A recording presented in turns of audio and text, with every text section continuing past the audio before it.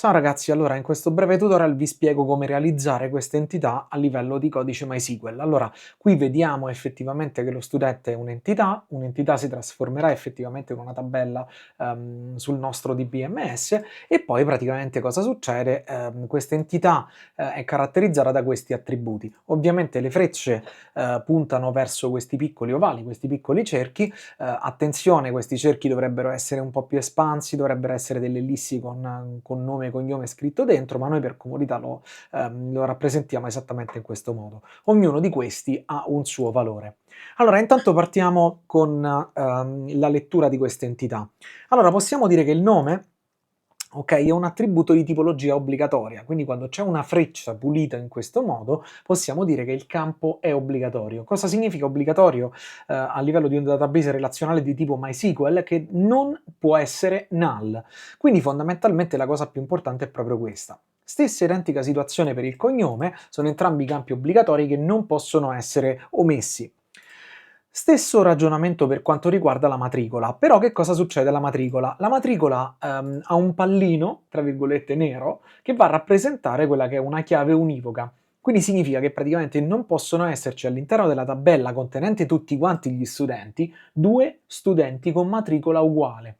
Questo è un vincolo interno, effettivamente. A che cosa corrisponde? Corrisponde ad un controllo automatico gestito dal DBMS rispetto ad ogni singolo valore già presente nel database. Email subisce le stesse identiche conseguenze di nome e cognome e poi vediamo un po' telefono. Telefono, come vediamo, ha una connessione che viene sbarrata qui davanti da questa barretta. Che cosa significa? Che praticamente il telefono è un campo che può essere opzionale e infatti si dice che lo studente può avere, vedete come le ho selezionate, un numero di telefono. Ok? Lo rileggo per dovere didattico, quindi uno studente può avere un numero di telefono. Stessa identica cosa, quindi allo stesso identico modo possiamo leggere ogni singolo attributo, quindi uno studente ha un nome, vedete che non c'è l'opzionalità in questo caso, e stessa identica cosa è lo studente ha una matricola che è il campo ed il campo è univoco. E questo è il riassunto di quello che andremo a realizzare. Allora, per realizzare il nostro codice sorgente andiamo a creare, ovviamente, quindi apriamo MySQL Workbench, ok? Ci connettiamo alla nostra local instance MySQL 80 e vi zoom un po' la schermata. Allora, di default voi avete selezionato Administration, vi consiglio di selezionare Schemas ed ovviamente qui sopra ci sono delle iconcine molto piccole, deselezionate l'ultima a destra poiché è una schermata che non ci interessa. Allora, la prima cosa che noi andiamo a realizzare sarà sicuramente il DDL. Che cos'è il DDL?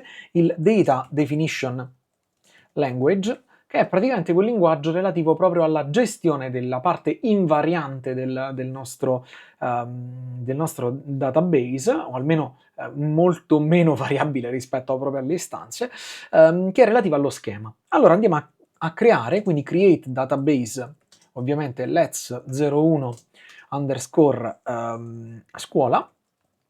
Ok? Una volta che abbiamo creato il database, che cosa andiamo a fare? Use let's 01 scuola. Allora, la cosa importante qual è? Allora, qui vedete che il pallino colorato indica che si sta creando uno statement. Che cos'è uno statement? È un'operazione che viene effettuata che non può avere degli effetti parziali. Ok, mi raccomando, questa è una definizione estremamente importante, semplificata ma molto importante. A questo punto che cosa succede? Una volta creato il database scuola lo andiamo ad utilizzare. Cosa significa? Che per ovviare per evitare di cancellare ogni volta tutto quanto il codice sorgente, in pratica io dico al mio DBMS tutte le istruzioni che seguiranno questo use schema, questo use lezione 1 scuola, saranno applicate su lezione 01 scuola. Quindi eseguiamo questa operazione, guardate, utilizzo l'execute statement under the keyboard cursor, vado ad eseguire, ho la conferma che è stato eseguito tutto quanto con successo, se ci fate caso c'è una V verde qui davanti ed ovviamente stessa identica situazione per lo use schema. Qui nella parte laterale su Schemas non vedete assolutamente niente perché l'informazione relativa alla scansione di tutti i database è molto onerosa per il DBMS. Quindi cosa significa? Gliela dobbiamo richiedere tramite questo opportuno tastino che ci permette di vedere in questo momento lezione 01 schema.